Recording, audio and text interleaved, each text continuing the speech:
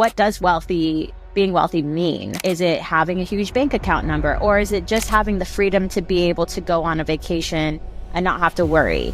Look at it as self-care, because really when we have enough abundance and wealth and gratitude, we are able to be peaceful and we're able to contribute more to others as well.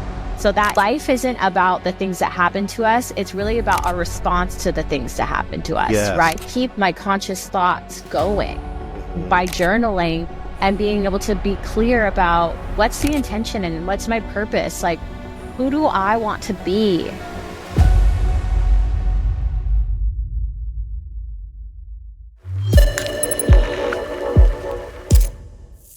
We are back. Higher Density Living. I've got, is this like the third episode? Yeah, it's the third episode. I love third being here. episode. I think you're the only one who I've interviewed for 3 times. Most everybody like quits or leaves or doesn't want to have anything to do with me. We should just make me a co-host. Let's just co-host some stuff. Yeah, that would be fun. We could do that. We should do like at least a podcast like once a month. Well, yeah, we could do like top stories. Ooh, that would be cool. I like that. Yeah, that would be fun. I do like that. And today we're going to talk about we talked about it a little bit last time because we've got more into your life, which I encourage people to listen to that. But this is a journal that I got in the mail from you, and it's going gangbusters. And there's a reason why. I gave this to a girl friend of mine, and she taped the pages. She'll think this is funny. She taped the pages because she didn't want me to see that part because I had to ask for the book so I could show it. Because you wrote in the card to give to someone. So this was given and within an hour being written in. And that's what you want, right? Yes, I love it. I love it. I mean, journaling has completely changed my life. My dad died, and then I just got into doing everything that was self-care driven. And every high earner, most people just journal. And that's a huge, powerful thing. So I started journaling. It's something that really helps me reconnect with things. So that's why I designed it. So I love hearing that someone instantly use it and is getting something out of it, because I designed it for women and I made it easy. Because so many journals I've gone out there and it's too much. Yes, I don't have an hour and two to deep dive into my brain. There's a place for that, but sometimes I just saw that it was way too much and it was overwhelming, and I just shut down and didn't want to do it. Yeah, this is so cool because, and we're going to get into the pages and stuff. One question I wanted to ask you, Conway, is why did you tie self-care with wealth creation? Because I feel I always have this conversation with a lot of my friends, and money is just math, but we put so much emphasis on money and wealth and stuff like that. It has all these different ties to it, other than it's just math. It's just numbers and just math. So I felt that when you tie it in with self-care, you get to look at how wealth is for you. What does being wealthy mean? Is it having a huge bank account number, or is it just having the freedom to be able to go on a vacation and not have to worry, or going out and buying that car or whatever it is, it could be. So I looked at it as self-care, because really when we have enough abundance and wealth and gratitude, we are able to be peaceful and we're able to contribute more to others as well. So that is a form of self-care, is being able to not be stressed out and not freak out and know why you're working so hard for whatever it is. So the inner life, you believe, is kind of a catalyst for financial abundance? Because I have friends, and you do too, that have money, but they're super depressed, super narcissistic, super douchey, whatever you want to call it. You can name all the names. Nurturing the inner life, especially when you're looking at one of the things that you have in here, what I really love is not just the cash confidence part, but I'm going to show you, I want to show everybody. I don't know if they could see it on the camera. This go deeper part. I'll have to put that a little bit. The go deeper is, so I sprinkled in go deeper. And so you have your morning journaling, your night journaling, because you can brain dump in the morning, set up your day. What's your intention? What's your focus? So you're really driven. Because sometimes when you wake up in the morning, you're like, oh my God, I'm overwhelmed. So you can share what your work, and then you can, all the things you're grateful for, and cast yourself day. And then go deeper is when you have the time to really look at why am I doing this? Our lives are intentional and they're purposeful. So it's kind of like, what am I working towards? It's not just having a job just to pay my bills, but like, what does having a wealthy, abundant, amazing, beautiful life look like for me? And getting really clear on that and then eliminating everything else. Because we also know that there's so many wealthy people that are fucking miserable and they're assholes. And it doesn't matter how much money they have, they feel empty inside. And then there's people that will win the lottery, and most lottery winners go bankrupt within like the next 5 years. And so what is the common denominator in that is like really our mentality. Like if you don't have a wealthy abundance mentality, it doesn't matter how much money is coming in, you can't keep it in your hands. You know, like it's just going to flow out because you're a liability. So when we work on our mental health and our self-care and what that looks like, we're able to actually build concrete wealth and abundance in our lives that will last and we'll be happy. What is, and I agree 100%. Whenever you talk about brain dump, because I think that's an important word. And a lot of people, we think of it and we kind of like dismiss it. Why is it so important? Like, I mean, not only to our nervous system, which a lot of people don't like, our hormones and nervous system, especially with women.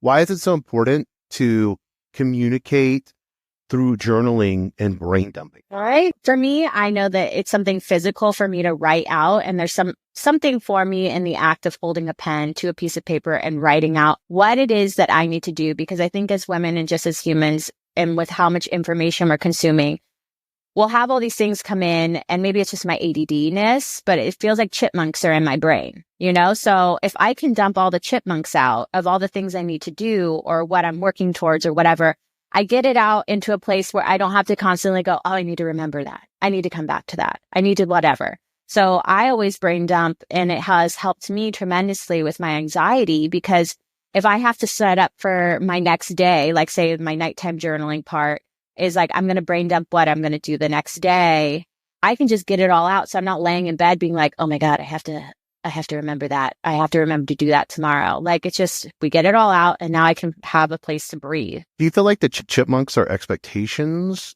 on being a woman in this modern world that doesn't fit? Like, what does that look like for you? Like, what are the chipmunks? I always say my chipmunks are literally just like spinning. I think it's just because maybe it's just like my brain, but I feel like I have so many ideas of things I want to do and things I want to build. And like, you know, there's also like things I want to buy for myself or things I need to go, just like my normal regular to-do list. So I feel like they're all like little chipmunks in there, just like spinning in wheels. And so if I can at least get them all like in one place that I can then go look at and come up with a plan of how to attack that later, makes it way easier for me than just like letting them run wild in there. So like, and there's our expectations, you know, like for us as women as well. Cause it's like, okay, I need to work out. I need to go do this. I need to eat this way. I need to go get a facial. I need to go microneedle or whatever it is. And so it's just like a way to just be like, it's all here.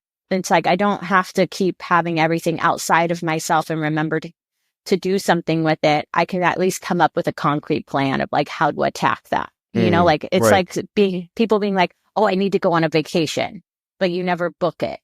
So it's like, okay, let's be intentional about it. Like, where do you want to go? Let's try to plan it. Let's at least put a date in the calendar. Let's book it. Let's schedule it and then work from there. So you can actually move towards the things you want. Yeah, I love that. I like journaling and I journal every day, but I like journal, not in like a, I'm feeling this way. It's none of that. You know, it's more like maybe I'm old school or whatever and I need to do that. But it's more of kind of like, here's what I need to get done today. Here's kind of here, I want to set my purpose. Here's my affirmations. And you have an affirmation section. We'll go into that. But when you're setting intentions and you're writing them down and bringing them into the physical realm, you know, you're taking a thought form and actually bringing it into creation. So you're becoming a creator. Whenever you take that intention and you bring it to life, especially in a journal, or you take a thought that may be negative. And I know a lot of women have fear-based thoughts. And we had talked about that last time, kind of, you know, running on fear all the time and adrenaline and the, you know, fight or flight. Having that intention and setting it down and gaining what is like, because you talked about this in the journal, what does clarity look like for you, especially for a woman? I think for me, I don't know if I can speak for everyone, but I think for me, like when I'm being really reactive, I know that I've kind of like overfilled my plate, you know, and when I'm not, like when you're not pouring into yourself you don't have anything to pour into others. And as women, we tend to be really people pleasing and really trying to do the most for everyone else and keep everyone happy. And then we kind of forget to pour into ourselves, and then we're extremely unhappy. For me, when I'm journaling and setting that intention, I personally just reaffirm the things that I want to see in my life. And I say it from a place of gratitude. Like, I'm grateful that this is happening because I know that the words I speak are going to come true for me, because we create our own realities and we're directing that energy. So if I want to see my day as being shitty, it'll be shitty. But when I set that intention of like, I'm able to accomplish everything that I need to do in the right timing, and I'm so grateful for that, and thank you, and trusting that it's already done, that helps me throughout the day to be able to say, you know, I'm pouring into myself and creating that space. So anything that doesn't align with the things that I want in my life and like what I've mapped out for myself, I know it's a really easy no, because if it's not a hell yes, it's a fuck no. You know, like, so being clear on your alignment of like the things you want to create in your life. And then you don't have to do the like, well, I feel bad. Like, what if they think this about, it's like, no, I already have this plan for my day, or these are the things that are really important to me. I'm not going to skip Pilates for you. Like, I love you. Let's schedule another time, you know, like creating a different type of like life that we want for ourselves and really being able to live it. Because sometimes when we're so reactive, it feels like, I just wish I could do this and my life looked this way. It's like, okay, well, let's take a few steps back and figure out, how do we map it into the life that you actually want to see? I love that. Like, so yes, the journaling gives you that breath to go, okay, what is it that I really want? Like, how do I want my day to go? Yeah. And it's like not even just gaining clarity and taking control, but it's the energy. And you have this section in the book, you know, that people can read. I got to really get the camera in there. It's what's energy. And I don't want to go into, we'll go into a little bit here in a little bit about money and energy, but what you're saying, because I want to tee off of what you're exactly saying there, is the energy that you put forth. And I'm wondering, like, for you trying to people please, I think everybody has that. Men have that too. You know, it maybe plays out in a different way, but to people please, is that like a victim mentality? Along with being victim means you're also narcissistic in a weird kind of way, because you're just making it all about you. Because everybody always like, oh, he was super narcissistic and I'm the victim. But really, like, victims are ultra narcissistic, because they're just making every situation that they roll into about themselves. Because I can't believe that she said this or he did this, or you know, I can't believe I wasn't able to do this today. You know, my kids, I had to do this and this for them. You know, which all those statements are all about me, me, me. So how do you balance the right energy without it being victim or narcissistic? I think that's something that I think I'm still working through, you know, like trying to figure that out.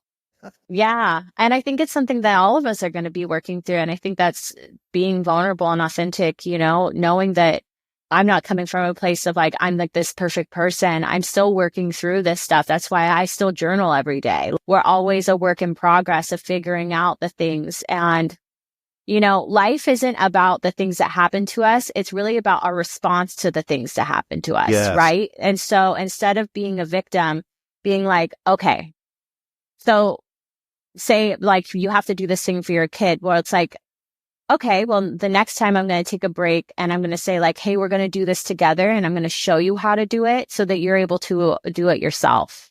You know, like taking those breaks to be like, so it's not just like, well, I've done all this stuff. It's like, well, how can I come alongside this person and say, hey, you know, and there's a lot of times like for me, I'll be like, you know, I really want to be able to help you with this, but I'm just not equipped at this time to have the mental space to pour in that energy for you.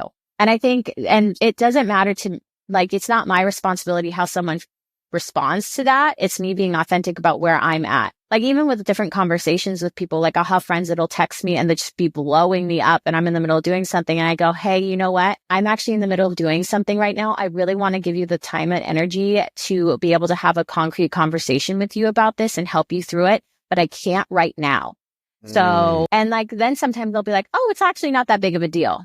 But we've already created this huge story in our head that it's like, oh my God, their life is falling apart. I have to be there for them, you know, and like run to rescue them. And it's like, no, sometimes like you can just be honest about, I got things going on too. So, and being okay with like that response. But I also think it's really comes down to really connecting with our intuition too. Like our gut tells us a lot. And I think a lot of the times when we're going through a lot of these things, like our gut is already telling us like, like you don't have time for that. Or, you know what I mean? Like, but we just kind of blow past and like, wow, make it happen, and it's like, just listen to your intuition. And sometimes you give that person the space and it really wasn't that important that you had to do all that stuff for them. They actually didn't care.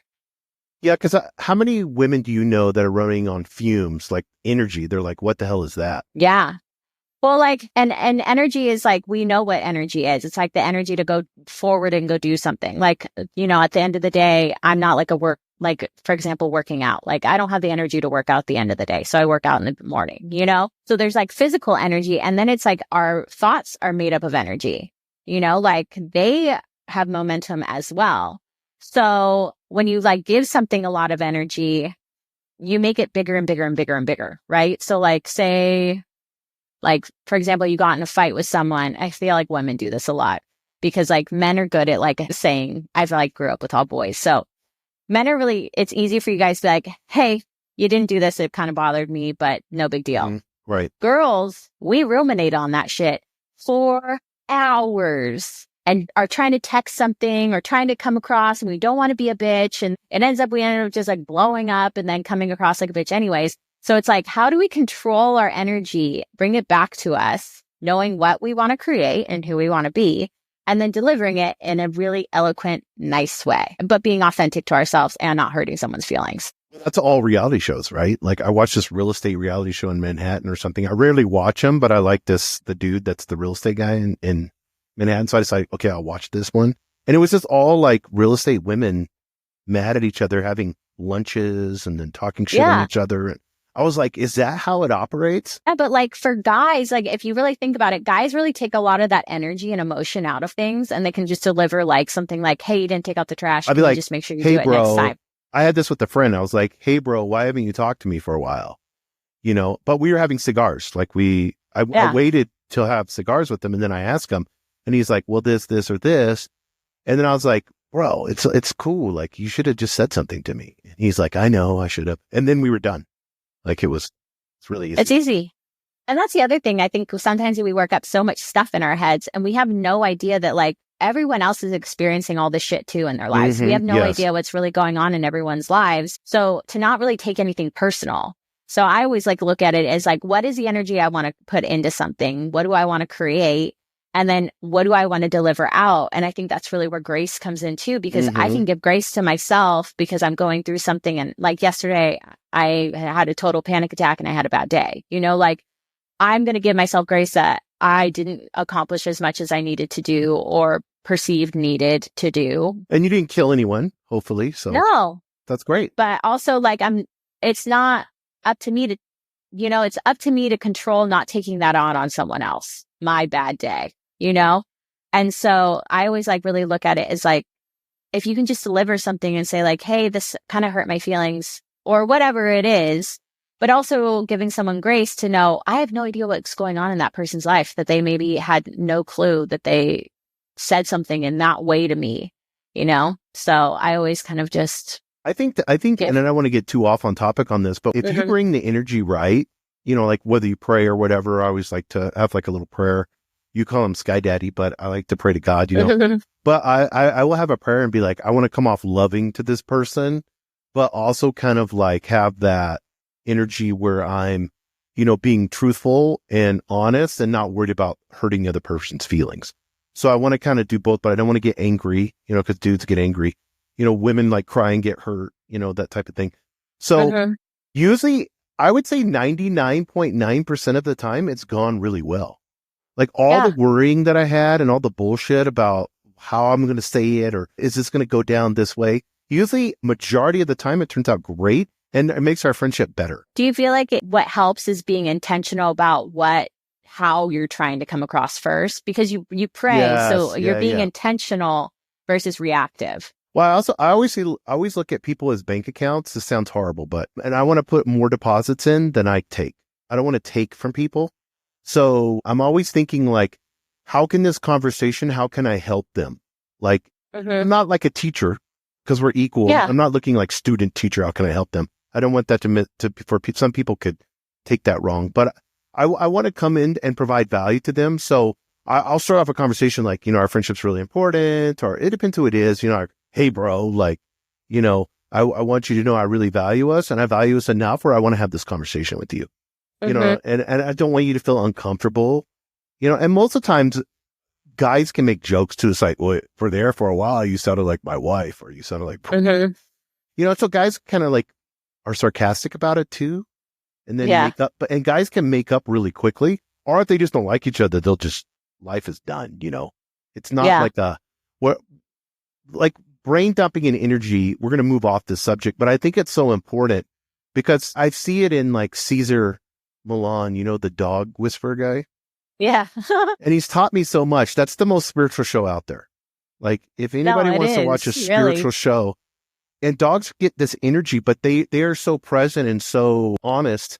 They don't know how to deal with the energy, so you have to take them for long walks, and you have to like get them out of the house, and, because that's not their nature, is to live in an apartment, And I feel like that's the same way. We get all this energy and it gets trapped inside of us.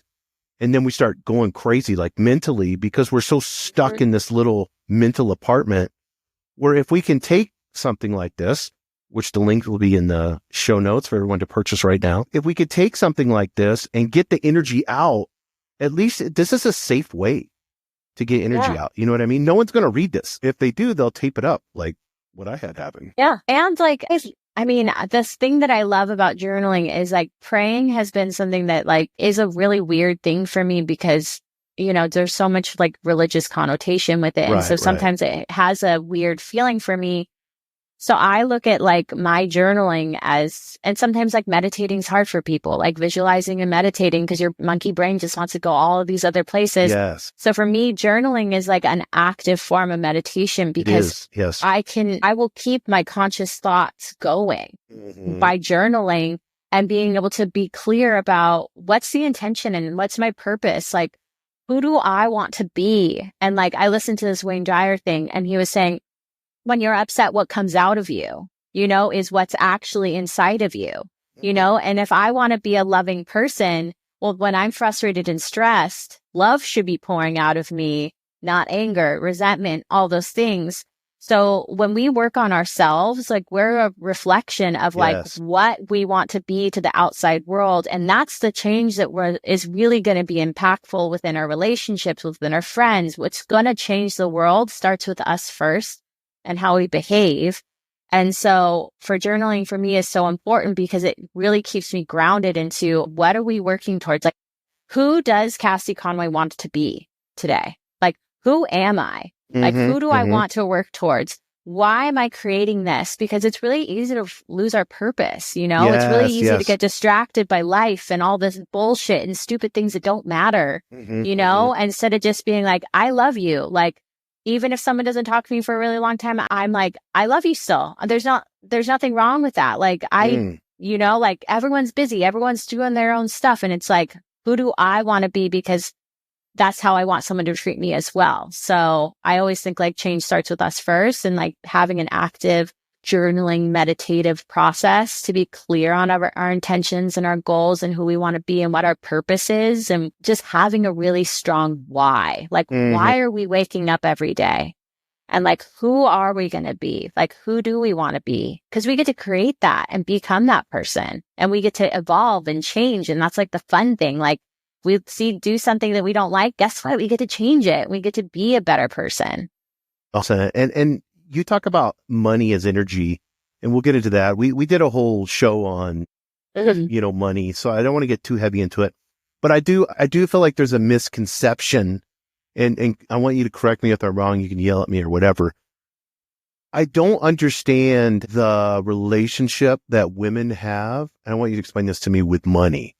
Cause I've had like all different types of, you've dated people over the years. I've dated people over the years, and it's like, I'm kind of old school. So it's like, if you're around me, I'm paying for everything. And then they're like, no, it has to be 50% or whatever. And I'm like, well, you could like maybe pay for something here or there, or like surprise me with the night out or something and pay for it. But it's like, why is there this view that like, what's the view with women with money? I mean, I don't know if I'm like the expert on telling everyone what the view with money is, but But I mean, you wrote a journal on getting richer. I So know. Well, yeah. So I think from what I've experienced with most of my female clients, because obviously I'm a hairdresser still, is that women don't know anything about how money works. They don't know anything. Like we were not like taught like how the stock market works, like how to build wealth, like other than, and that's why I named my course, I'm becoming my own sugar daddy, and I'm only getting richer and prettier, because they're kind of just like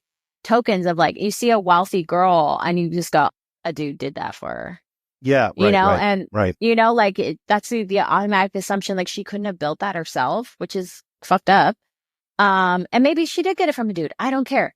But I just wanted to be able to empower women around money, because it's like this thing that no one wants to talk about. It's either you have it or you don't. You have no idea how it works. And it's like, that's why I started doing all this stuff around money, because I'm like, money shouldn't be scary.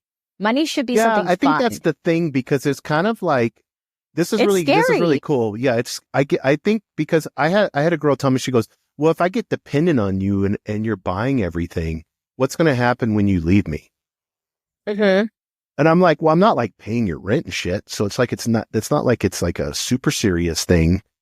But there's even like, go ahead. like there's even like my guy friends that are like, they want me to be a part of this like financial planning thing for women, because they're like, there's girls out there that are making like $50,000 a month and they have no idea what to do with it. Or they're like stashing 100%. away their cash in their car, like wild things. And I'm like, okay, like what is so you're making good money, but you don't know what you're doing with it. You're blowing it. You don't have any savings. You don't have any assets. Hairdressers are the biggest culprits of all this too, because we do make a lot of money, but then some of it's in cash. And it's like, no one has a retirement plan. No one has a plan at all. Money is just this like, well, I don't want to know what to do with it. So that's why I was like gearing this towards women. And it's not like I'm giving financial advice, but it's more like, why are you working so hard? Like, what is it you want? And maybe it's a new Louis Vuitton bag. I don't know. Or maybe you want to buy a house or just a vacation or whatever. But to be able to be comfortable, and like, that's why I called it cash confidence, like having confidence that you know why you're making money and what you're doing with it. Do you think that like, cause there's so many TV shows and so much out there on this, I'm always reminded of what's the Lady in New York, super popular show a while ago. And she had like, all of them were like, there was a girl and she was kind of like dated a lot of guys. Oh, what was that show? It was on HBO. I have no idea. Oh my God, people are going to be yelling at me. I should I know this. You're talking to like the one person show, that doesn't watch TV. There was Mr. Big. She dated this guy named Mr. Sex Big. in the City? Yeah, Sex in the City. And I love watching that show because I like to see how they would react towards dudes or money. You know what I mean? Mm-hmm. And all of them had like different, someone was like, fuck it, let's take what we can get from the dude, and then, she was kind of like balancing between, is there like, and I don't want to get too far into this, but I think with money, this is really important, because maybe you're dating a Mr. Big and then it's like, what do you do? Or like The Good Wife. I don't know if you ever watched that show or not. That was a great show, but it kind of had the same connotation. It's like, here I am, a wife, and this dude, he's like high up and he's making all this money. Like, I'm just a wife. How can you, because you could take $100 and put it into Ulta stock. If you'd have done that 4 or 5 years ago, you would have had 1,000 now, Yeah. So just the products that you like, that you use. I mean, women know what they really like, what beauty products are out there. You can see who makes it, and then turn around and be like, oh, I love going into Ulta. Well, perfect. Don't buy all the shit, buy the stock, Yeah. And like Nike just came out with Kim Kardashian and the Skims, and all that. That's going to be a huge thing if they nail it right. So if the product's right, and Nike's at a 3-year low, their stock, So if Kim and Nike nail it right and they do a good product and it's high quality like Aloe or Lulu, then, that stock's going to double. You can double your money, Women is that more of like a dude thing figuring that shit out? Or like? It is 100%, because so I made an intention 5 years ago that I was like, I want to learn everything about money, everything. So I downloaded every podcast, Like, just that's all I consumed. When I first started doing it, I had no fucking clue what anyone was talking about. I read all the books, Rich Dad, Poor Dad, Robert Kiyosaki, Grant Cardone. I may not agree with everything they do, but I'm going to listen to it because I can pick up the things that I want to do. I talk to all my guide clients about, we only talk about investing in money. Like, I talk to them about it because they're doing it. And I'll say like, hey, what do you think about this? Like, and I started with a rule, like I have an Acorns account. Like there's a ton of affiliate links with Acorns. And that was my entryway into doing something. But I'm also a hairdresser. I don't have a 401k. I had to start my own IRA. I had to figure out, what does retirement look like for me? But most women, and it's crazy because I have friends that have like, $100,000 in a bank account that's just sitting there. And if with inflation, they already lost 8% of that. Yeah, you're just losing. And they're terrified to do anything with it or to speak to anyone about fucking moving it. And it's like, you're making yourself more poor because you're scared. And it's like, yes, there's some risk into putting stuff into things. And I've lost a lot of money in certain things, like, but it doesn't keep me from investing still. Like, and so I look at, so I guess like, this is like my one small note to women. Look at stocks as shopping.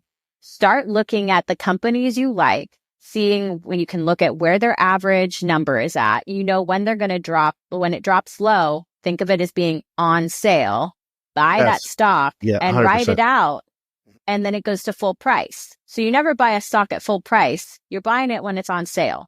So like, I reframe that into my own head. And like, if you're going to spend $200 on Nikes at Nike on shoes, then go buy $200 worth of stock in Nike or $100. Like, you have the money, obviously. But I've also seen it with men that are like, well, I don't have any money. I'm like, if you have $5 that you can spend on Starbucks, you have money to invest.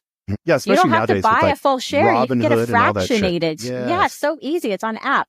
But it's just like being empowered to not be so scared by this. So like, I think the first step, like, cause I obviously don't go over a ton of like actual financial things like this. I don't talk about it because I'm not a professional. It's more of like, I want to build a successful life, and like Grant Cardone, like 10x my life. So I literally affirm, like, I 10x my investments. My investments are 10xing right now. And everything I do is 10xing. But the first step is getting clear on like, what is it that you want? Because if you don't know what you want and why you want money, there's no point. Because when you're a liability, you're going to spend all your money on liabilities. So it doesn't matter. You could have $100,000 coming in a day, and you could piss through $100,000 easily because you're just buying stupid shit that doesn't actually have any value for you to resell, right? Because you're not investing in anything. So like, 100%, there's plenty of people that are like that are like super, and I was a private jet broker. You see it. They just piss away their money, and they're just constantly on the same hamster wheel to get more because they haven't invested it. So when we work on our minds and getting it right and clear on who we want to be, our purpose, what we want to build, what we want to create, we have now a singular path. It's a lot easier for us to maintain our money because we can say no to the things that aren't aligning with what our future goals are financially and what wealth means to us. Because even like a bunch of people that have used my courses or my journal, they've come back, and it's crazy because it's our idea of money and wealth is really tied to our identities at the end of the day. And so a lot of the people that have taken my courses, they come back and they're like, thank you so much for this. It made me really clear that I don't want to get back together with that ex-boyfriend because he's not for me. I want to have kids and a family, and he doesn't want that. And I want to start a podcast. That has nothing to do with money, but that does have something to do with building a wealthy life, right? Because when you're not wasting your time on someone that's not aligned for you, you're able to have a really wealthy, beautiful life. 100%. Yeah, it's so good. And we evolve past people anyways. You talk about, and speaking of that, this goes right into the next section. You urge in the book to claim peace, happiness, and financial miracles. So as a woman, how do you claim like peace, happiness, we talked about financial miracles. We can get into the word miracle, but claiming peace and happiness, can you even have that in this world? 100%. I think it starts with our mindset of, if we want to look for chaos and see the world as being chaotic, the world will keep affirming to us all the chaos that's available. That's all you're going to see. It's like when you're shopping for a white Honda Civic, all of a sudden, all you see is fucking white Honda Civics everywhere. Because you're programming yourself to see it. So if you say, declare this, I claim my birthright of having peace, love, and abundance in my life. That's all you're going to see. And maybe when you first start saying it, that's why I say it's like for the Delulu girls, you're going to feel like you're nuts because it's like, no, I can't see this.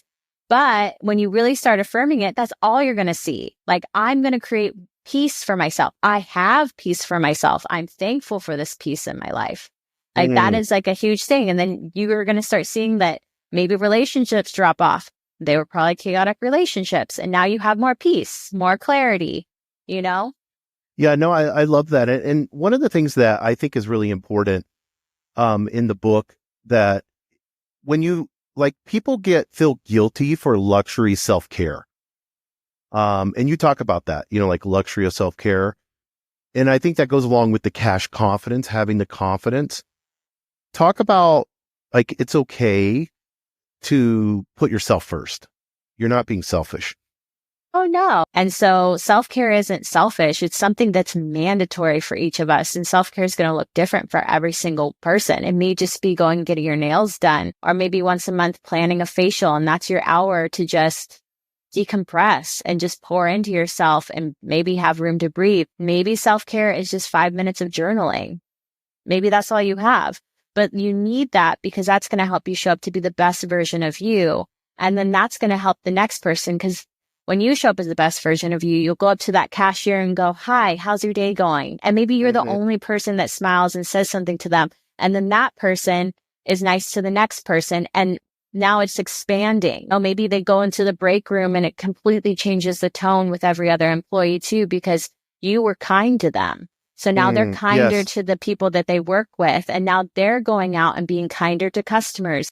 It has a snowball effect. So if we all just took time to take care of ourselves and just be loving to ourselves and knowing what we want, because that's sometimes the hardest thing, the most loving thing to do is be clear on what is it that I'm passionate about, or who do I want to be, or what do I want to see in the world, and how can I be that first step? Yeah. And I think claiming peace, like, a lot of people don't even have no fucking idea what peace is. Like, they just go, do. I used to get like jacked off of that. Like, if my day was like super chaotic, I had to put out fires. I had to bounce from one thing to the next. You know, as a leader, I thought, man, I had a super busy day. I worked 12, 15 hours and I did 100 different things. Man, I was productive.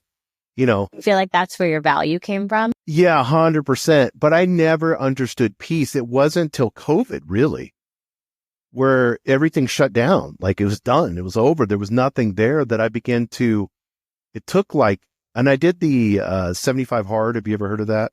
Yeah. That program? Yeah. So no drinking for 75 days. You have to do outside working out in the morning and at night. It's a really hard thing to do. And I failed at it twice and then finally did it. But so it took even longer, you know. But being COVID was the perfect time to do that during the lockdown. And one of the things that I learned from it was, oh, this is what peace looks like.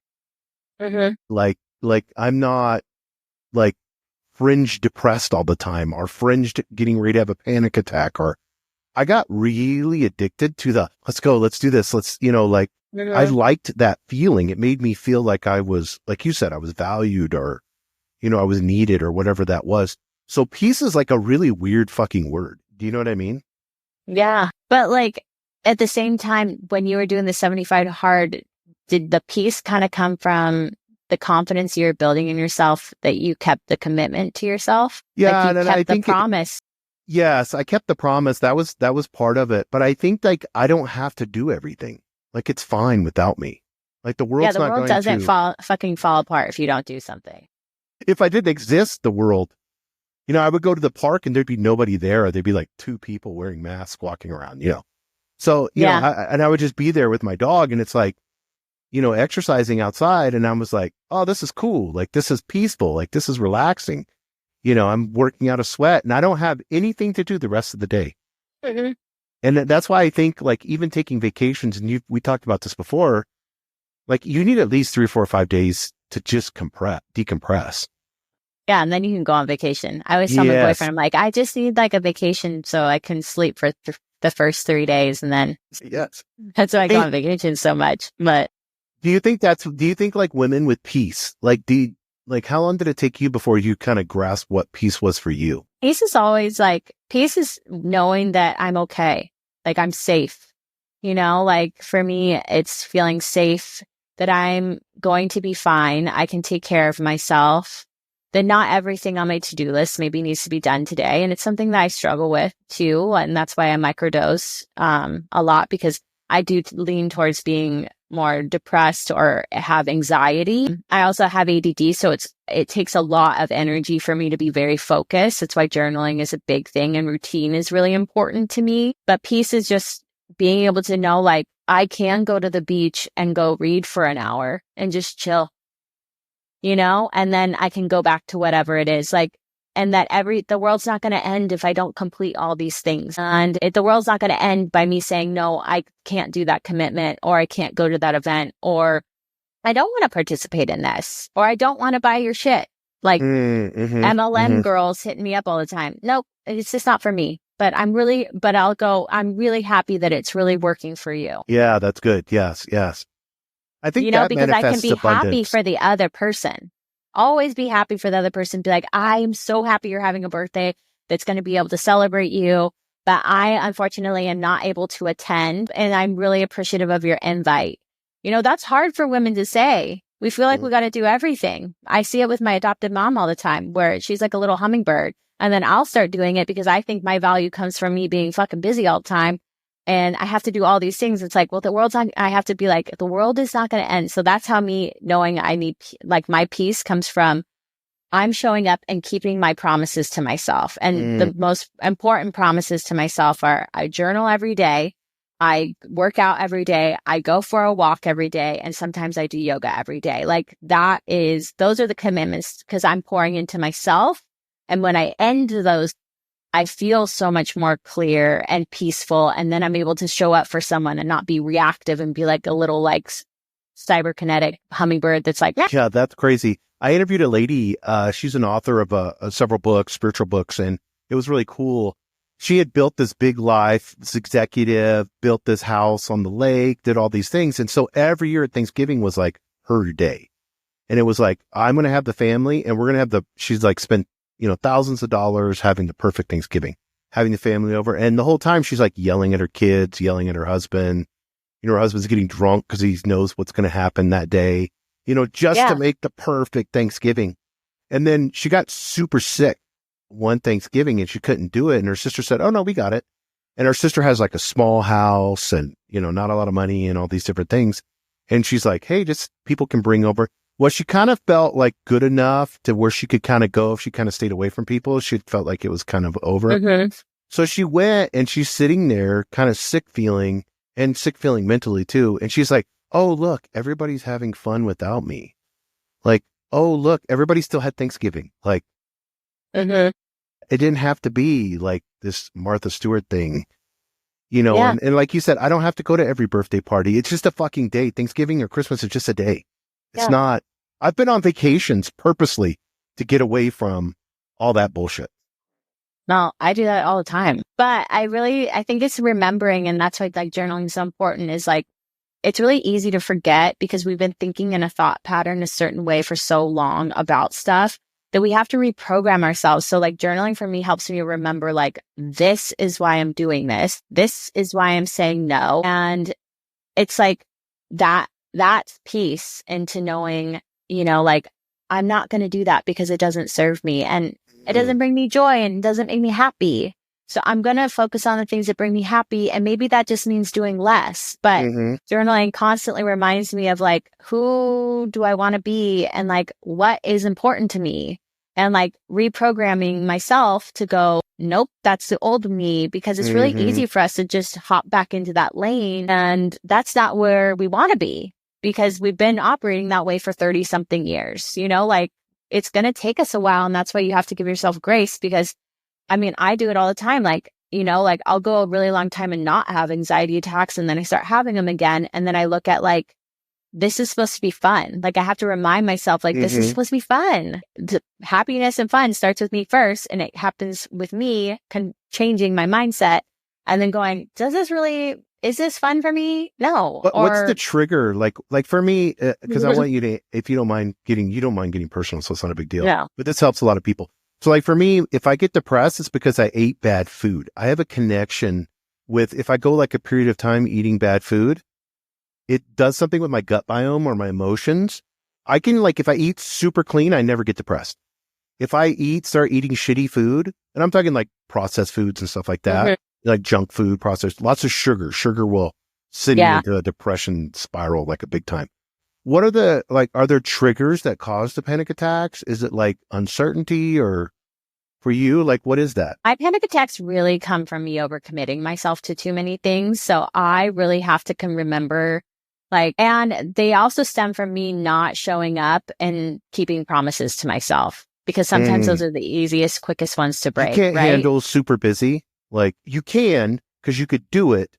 The drama, you worked through that your whole life, but it fucks you up emotionally in a period of time. Yeah. And it's like when my routine is really important to me because it helps me control everything, sometimes because it's really easy for me to get distracted and go do other things, because I have all those little chipmunks, like we talked about, in my head running all over the place. And so for me, remembering to keep my promises to myself of the things that are important that help me show up to be my best self, that helps me to not fall into the depression thing. But when those things, one morning, maybe I skip journaling, or one morning I skip my workout, because life is busy or whatever, that is what kind of is the catalyst, because I feel like I have a promise to myself and I broke it, and now my confidence is a little bit. Oh, go ahead. Sorry. I interrupted you. No, you're fine. No, for me, my big thing is depression comes also. So I figured it out, because I try to keep it at a 3 or 4 before it gets to a 10, and then next thing, 10 is me eating Jack in the Box, staying up. You're just hopeless. 24 hours, fucking hating everybody and ate everything. And I'll binge watch horror movies and eat the worst of the worst food and not give 2 fucks. And if somebody called me, I won't answer my phone or none of that. I'll shut it off, because I will be extremely rude and an asshole. So, because I'm super depressed. At least you know that you're going to be that way. Yeah, I know. Yeah, because if you ask people, be like, you're the biggest teddy bear, because I'm a big guy and tall, and they'll be like, you're super nice. You're always kind, Jason. But I'm like, no, you don't know the other side of me, but what you're saying there, I think the world has unrealistic busy, and certain personalities like me can't handle. I can, because I've handled a lot of drama in my life and trauma. I can bare knuckle it and do it, but it comes with the consequence that no one sees. You know what I mean? So I have to be responsible. And like your book talks about, it's my responsibility to practice, to aim, to bring, and you have this in the book, to bring inner calm. And we could talk about financial freedom, whatever. That makes you calm too and relax. It's hard to be super depressed when you have tons of zeros in your bank account. But there's tons of people that are massively addicted to drugs and stuff and are depressed with a bajillion zeros at the end of their bank account. But they don't have inner calm, and I think an inner calm comes from, people have to understand that you can't, it's like some people thrive in competition. Some people thrive in doing one thing and doing it well for the day. So where does this expectation come for women to be the mom, be the CEO, be the lover, be the, there's too many things for a woman that she has to do. And then she has to look hot doing it the whole time. Well, thank you for seeing that. Where does that come from? That expectation, doesn't that cause mental health issues? Yeah. It's a lot of tremendous pressure, especially with social media and all this stuff. But you kind of got to know that a lot of the stuff that's on social media and what we think is perfect isn't perfect. That's the best of real, and that's why I'm open about talking about having anxiety attacks and stuff, because I think people just think oh, she just travels the world and does all this stuff and is probably independently wealthy or something, and that's how she's able to do it. It's that's not actually the real truth. But who's going to go on the internet and cry? And we're not our best selves, and I want to say something to you about you being self-aware enough to know when you're depressed and going through that you don't answer your phone and take it out on someone, like that's huge. That's like just being self-aware that when you are experiencing these really low lows and you feel like empty and devoid, that you take a step back and go, okay, I need to double down on pouring into myself. And like, what does that look like? Like it's taking the break and taking a step back and going, because we're the only person responsible for us. The government's not responsible for us. We're responsible for what we put in our mouths if it's making you feel depressed, or, we're responsible for our actions. So it's looking at, okay, what's going to make me feel better in this moment, that I'm not taking out this on someone else because it's not their fault. Because that's what we're seeing in the world is people that are having bad days, not being responsible for them, and then punishing other people with their actions, And yes, so 100%. Yeah. As a woman, taking a step back and going, I can't show up in these ways today, like this is the best I'm doing, and to give ourselves grace and say no to more things. Like, like you can't have everything going on, and it's like, you're never going to be perfect. I'm not a mom, so I have no context of what that looks like, but just being able to go, like, cause you're really ultimately raising a person to be responsible too. Mm-hmm. So Mm-hmm. you being able to show your kid how you self-regulate is going to help them be able to self-regulate. And then it kind of breaks the cycle of us just being these like maniacs running around the world, trying to be as busy as possible because for some reason that's a flex in society, when we're really accomplishing nothing. Like there's this guy I follow on TikTok, he talks about like rich people's problems. Like you stop working and now your thing is you run errands all day. Like what are errands?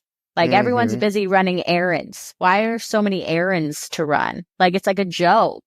Like half the things we're doing aren't necessary. They're all errands. It's I have a friend of mine, he retired early. So now he just dumps his whole life into the house in the Hamptons. And now he bought a house in Manhattan for his son that's going to college, so that his son, and then I got to get contractors. These are errands. Yeah. Like I've got to get the contractors to Manhattan and show up. So I got to drive there and figure this out. And then I got to drive, the hours to my house. My elevator broke, like it's just, there's too much stuff. So everything requires maintenance and everything. I want to talk before we're done. I want to talk about this because we're coming up on the hour. Whenever you just said something that's so important, and I haven't talked too much about dudes, but I do want to mention this with you because you're self-aware and I'm self-aware enough to understand this. How do you communicate this right to your man or your partner where you need self-care?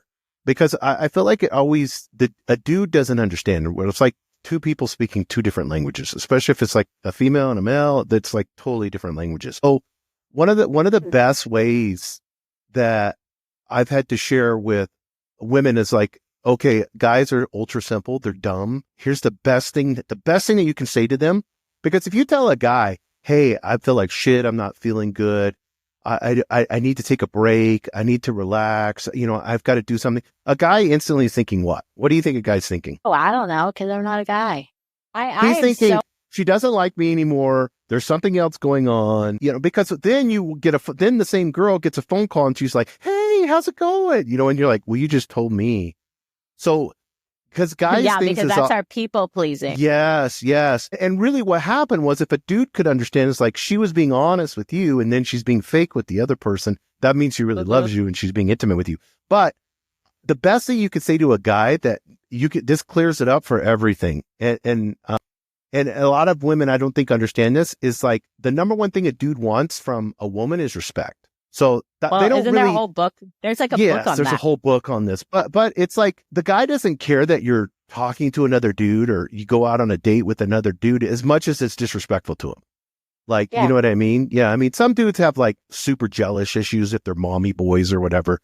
There's a whole thing with you're my mom now and you've rejected me. And if you got to get rid of those guys. But like a normal dude, if you're straight up with them and honest and just say, hey, I'm not being disrespectful to you at all. I would never do that. I just want you to know, to respect me. This is what I need right now because I had a panic attack today and I'm trying to figure this shit out and I need to figure it out. because it's on me to figure it out. And I need a day or two, and I'm not rejecting you or any of that bullshit. I just need you to respect me and give me enough time to figure this shit out, because there's nothing you could do that can help me. Yeah. A dude will be like, oh, okay, that's cool. Like, I got that, instead of what usually goes opposite, is, oh my God, you never listened to me, or you never and then the dude's like, what the fuck, you like seeing somebody else? Like, why don't you want to hang with me? So there's so much miscommunication, because this is going to happen. You're going to buy the book. You're going to start taking self-care, and the people around you will be like, your kids, your husband, your partner, your friends, they're going to be like, what the hell? She's getting richer and prettier, but she's leaving me out. Well, I think it's mostly, if that is the case, I would just be like, hey, I'm starting to journal more and work on myself. And here are the things that I would like to implement into my life to be able to have a little bit more buffer and just have more self-love for myself. I don't think anyone's going to be like, you don't need more self-love. Like, yeah, of course. Yeah. And you being like, hey, I just want to be the best version of myself. I want to try this out for a bit. And this is what it's going to look like. And maybe it might change. And who knows? Like, this is my whole thing. And it even comes back down to like when I stopped drinking. You'll figure out who your real friends are when you're working on yourself. Yes. Your real friends are going to be your biggest supporters. The people that love you will be the biggest supporters for you changing and becoming the best version of yourself. The people that don't want you to change, those are the assholes you get rid of. So 100%. It might be a huge barometer on your marriages or whatever. But if you're really saying, I want to be the best version of myself and I'm working towards that, of course you want to be with a partner that is also working towards being the best version of themselves, right? So just being clear about, hey, this is what I want to do because I think this is going to be the best version of myself. And this is how I'm going to show up. And this is now my new schedule, I think anyone's going to respect that, because also you want to do this for your kids, because you don't want them to have to go through all this work that we're going through now, because we're basically fixing stuff in us because no one really taught us how to do any of this stuff. So then you're able to show that to your kids. Maybe you can take your daughter along with you when you go to the spa and tell her why you're going and why it's important and why these things matter. Because when we are our best selves, we're able to be the best selves as a mother, in a relationship, as a friend. So yeah, that would be my biggest thing is like, hey, I'm just really working on becoming the best version of myself. And I'm going to start implementing some of these things. It may be X, Y, and Z. Mm-hmm. Yeah, it's so good. And I watched a video and they were interviewing these young kids. They were like 7, 8, 9, 10 years old. And they were mostly girls. Because guys, young boys don't pick up on this shit because we're so dumb. But they were asking these little girls, like, how's your mommy? How does your mommy feel? And all the girls were like, she's stressed, like it was so sad. It's like super heartbreaking because these kids can pick up on the energy of their mother. And then here's this mom pouring out her whole life to try to do everything. And then what the kids really taking is just absorbing all that energy and becoming that. They just become the 2.0 version of you. Or even being able to say to your kids, like, hey, I would love, and making it fun. Like if you're making their lunches and it's stressing you out, but your kids are old enough to make a lunch. I mean, like they're 5 and above or 6 and above, they can probably make their own lunch. You go, okay, let's make it fun. And we're going to start making our lunches. And for the next week, you do it alongside them. And then that's their new responsibility. And that's them building some independence, like then, like, I'm like, okay, 100%. Well, this is what we put in the lunches. And that gives mom an hour back of time. And mommy's going to go do this because you love your baths and I love mine, like making them a part of the story. You don't have to cut everyone out of your life. Make them a part of it. Like if your goal is to go for a walk for an hour a day, then maybe when you see your girlfriends, instead of going to lunch, you invite them on the walk and now they're a part of it. And now maybe they want to be a daily part of it or they spread it to their friends, like you can make it fun and like not ostracize yourself either. Like self-care doesn't also mean you're just isolated in a room. 100%. Yeah, that's so good. Well, I want everybody to purchase this. We're going to do a little special promo and we'll put that in the show notes. And then also on Instagram, we'll have that in the caption of what we're going to do in the links for that. But I want to encourage everybody to get this. Once again, you knocked it out of the park. You always do amazing on the podcast. Thank you. And it's the third one. So you're like, I may have like No, I have a Rudolf Steiner professor that him and I geek out on this old Rudolf Steiner. You should see if people want us to. We literally talk for like 30 minutes before. So you should see if people want to. The unfiltered part. Well, maybe not in like the unfiltered part, but like a monthly recap of random things we saw on the internet or what we've experienced. We could do that. Yeah. I'll put that out there. Fun.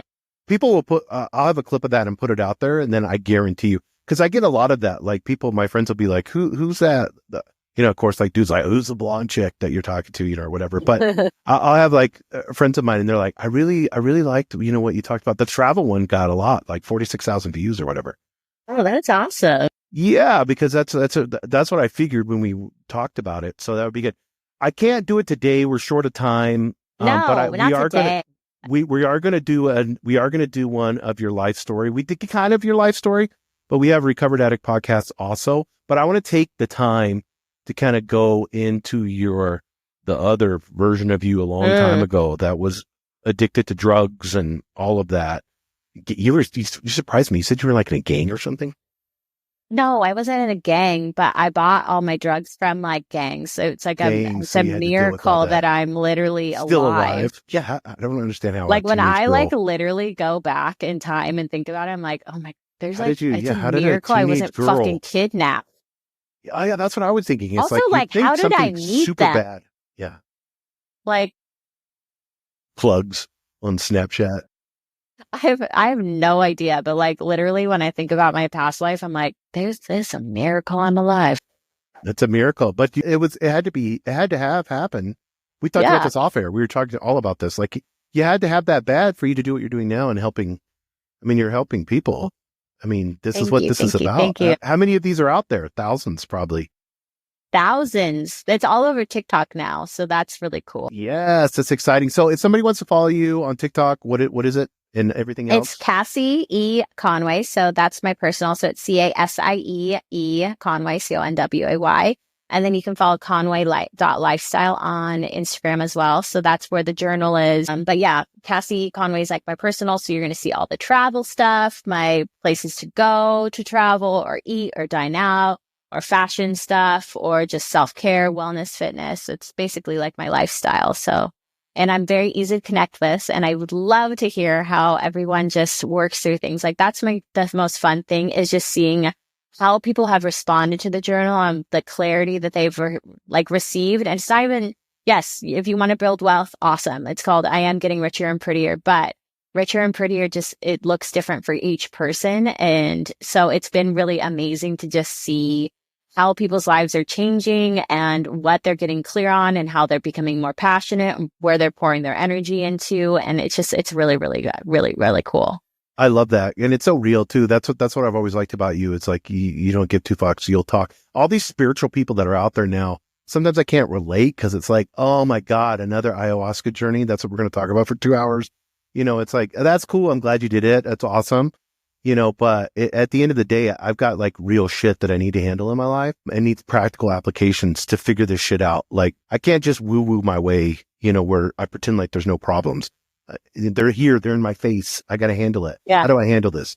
And that's what I like about you because you're super practical, that you kind of bring the spiritual aspects into the practical. And that's what people need, Yeah. I normally like to say for instance, I love yoga and I go to yoga classes and I look around and I'm like, I have nothing in common with most people. Oh yeah. It's so funny. It's like, there's almost like a different language. Misfits.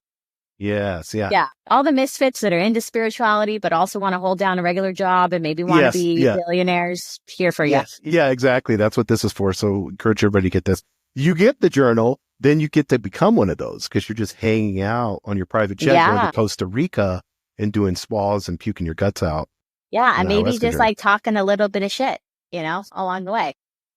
I love it. Thank you, Conway. Appreciate it. Thank you.